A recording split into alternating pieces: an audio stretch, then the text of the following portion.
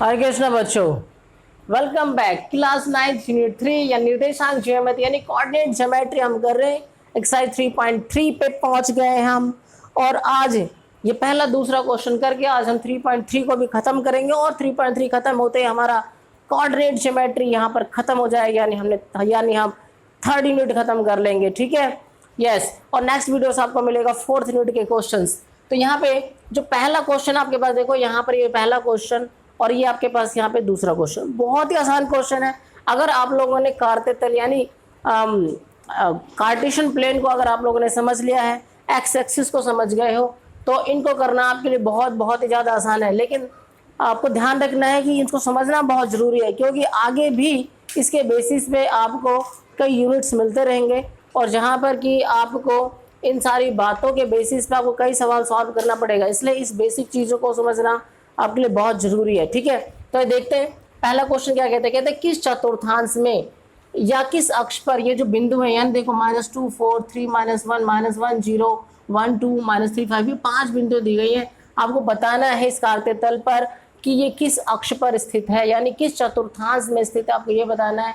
और इन बिंदुओं को कारते तल पर स्थित करके यानी स्थापित करके आपको सत्यापित भी करना है। तो बहुत ही आसान। तो देखो मैं आपको बताऊं, ये जो देखो जब ये कारते तल खींचा जाता है यानी कार्टेशियन प्लेन खींचा जाता है, तो ये पूरे प्लेन को 4 भागों में 4 चतुर्थांश में बांट देता है ना। तो ये वाला जो हिस्सा होता है इसको बोलते हैं प्रथम चतुर्थांश। ये क्या आपके पास अगर आप ध्यान से देखें तो ये आपके पास प्रथम चतुर्थांश होता है। ठीक है जी। और ये वाला जो होता है वो होता है द्वितीय चतुर्थांश, द्वितीय चतुर्थांश। ठीक है जी। और ये वाला जो हिस्सा होता है आपके पास ये होता है तृतीय चतुर्थांश, तीसरा हिस्सा होता है तृतीय चतुर्थांश के नाम से जानते हैं। और इस वाले हिस्से को हम बोलते हैं चतुर्थ चतुर्थांश। ठीक है जी। मैं थोड़ा दूर दूर करके लिख रहा हूँ क्योंकि अभी यहाँ बिंदुओं का भी निर्धारण करना है। चतुर्थ चतुर्थांश होता है यानी चौथा हिस्सा इसको माना जाता है। ठीक है जी। अब मैं बिंदु का निर्धारण कर रहा हूँ मैं इसमें, ठीक है ना। तो यहाँ पे देखो पहला मेरा बिंदु है -2 और 4। तो -2 आपके पास देखो, ये जो -2 और 4 है तो आपका ये जो -2 वो x कहलाता है और ये जो 4 है वो y कहलाता है। तो -2 का निर्धारण हम x अक्ष पे करेंगे, तो -2 की तरफ मूव करेंगे हम। पहले हम -2 देखो यहाँ पहुंच गए। अब यहाँ पे बिंदु नहीं लगाना आपको, अब आपको ये जो बिंदु लगाने के लिए आपको देखना पड़ेगा 4 को। तो 4 जो होता है y होता है और आपको पता होना चाहिए ये होता है ये y अक्ष कहलाता है और ये जो आपके पास है x और ये s अक्ष कहलाता है। तो ये जो यानी ये कोई बिंदु जैसे कि मान लो मैं बता रहा हूँ कि -2 और 4 को, इसको समझना ध्यान से। ये x है आपका, तो x अक्ष में आपको देखना है -2 का है, तो -2 आप इधर की तरफ माइनस की तरफ मूव करके यहाँ पहुंचे। और फिर 4 के लिए आपको क्या करेंगे, आप प्लस का 4 है तो आपको क्या ऊपर की तरफ जाना है, क्योंकि जो 4 है y को दर्शाता है। तो y को अचीव करने के लिए आप -2 से ऊपर की तरफ आप चल पड़ेंगे और यहाँ पे पहुंच जाएंगे। -4 के आगे बिंदु लगा देंगे और यहाँ लिख देंगे -2 और 4। तो ये बिंदु का निर्धारण हो गया। ठीक है। अगर ये कहा था ना -2 -4, तो -4 नीचे की तरफ चला जाता है। तो ये बिंदु यहाँ निर्धारित हो रहा है। तो देखो कौन सा चतुर्थांश में ये, यानी ये जो बिंदु है वो द्वितीय चतुर्थांश में है। ठीक है।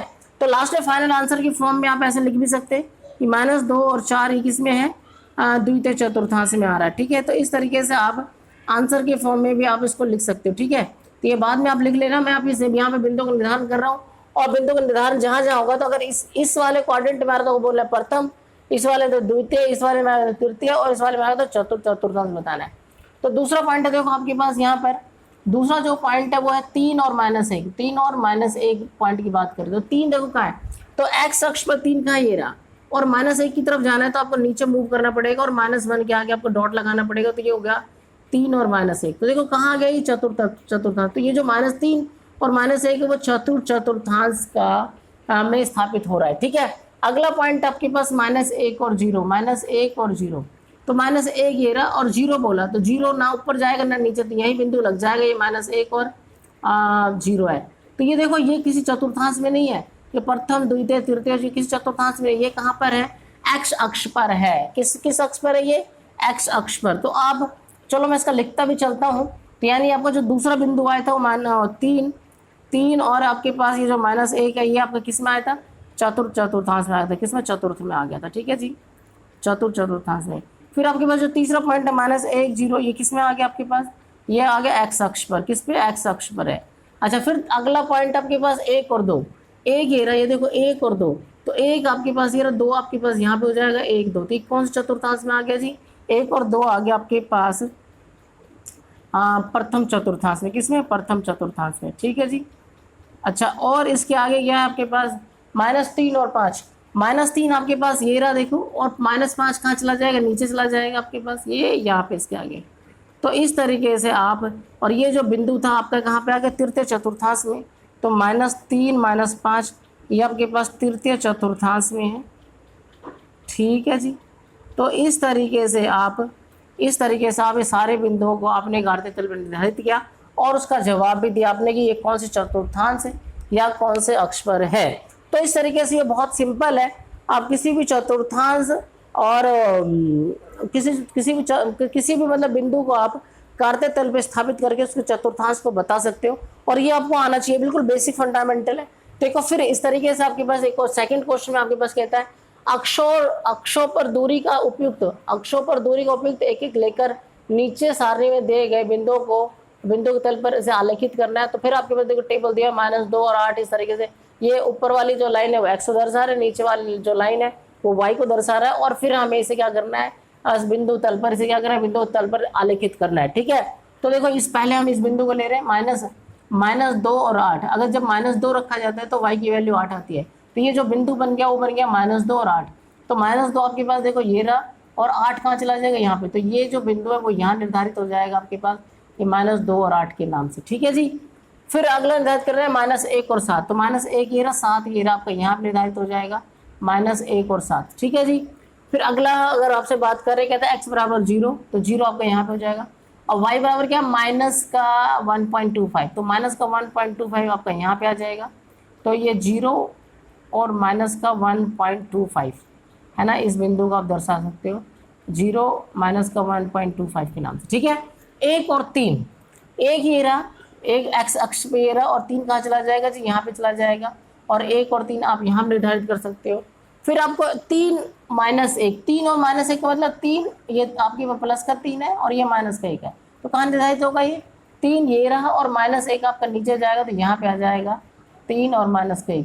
इस तरीके से सारे बिंदु आप क्या कर सकते हो? इस कार्तीय तल पर, है ना, जो कि y है, ये y डैश है, और ये x अक्ष और x माइनस ये रहा। तो x अक्ष और y अक्ष पर इन सारे बिंदुओं को आप इस तरीके से क्या करना होता है? हमें निर्धारित करना होता है, और बहुत ही आसान है ये। आपको यहाँ पे ध्यान से समझना है कि किस तरीके से निर्धारण किया जा रहा है, और एक बार आपके समझ में आ जाएगा, एक बार एक आध पॉइंट आप लगा लेंगे तो आसानी से फिर आप किसी भी पॉइंट को कार्तीय तल पर आप स्थापित कर पाएंगे, इस बात में कोई शक नहीं। और आपको ये सीखना बहुत बहुत ज़रूरी भी है। ठीक है। तो आई होप कि आपको ये पहला दूसरा क्वेश्चन समझ में आया होगा, और समझ में आया तो इसे क्या करना है? यस, अपने दोस्तों को जरूर शेयर करना है, ताकि उनको भी फायदा मिल पाए। और इस चैनल के साथ आपको क्या करना है? बने रहना है, ताकि जो अभी आप 9th में 10th, यानी मैं इस चैनल पर 6ठी से लेकर 12वीं तक के सारे वीडियो अपलोड करने जा रहा हूँ। तो अगर आप इस चैनल के साथ अभी बने रहेंगे 9th क्लास में, तो आगे भी इस चैनल के साथ आपको मिलता रहेगा फ़ायदा। ठीक है। और इस चैनल के साथ बने रहने के लिए आपका बहुत बहुत बहुत धन्यवाद। Thank you.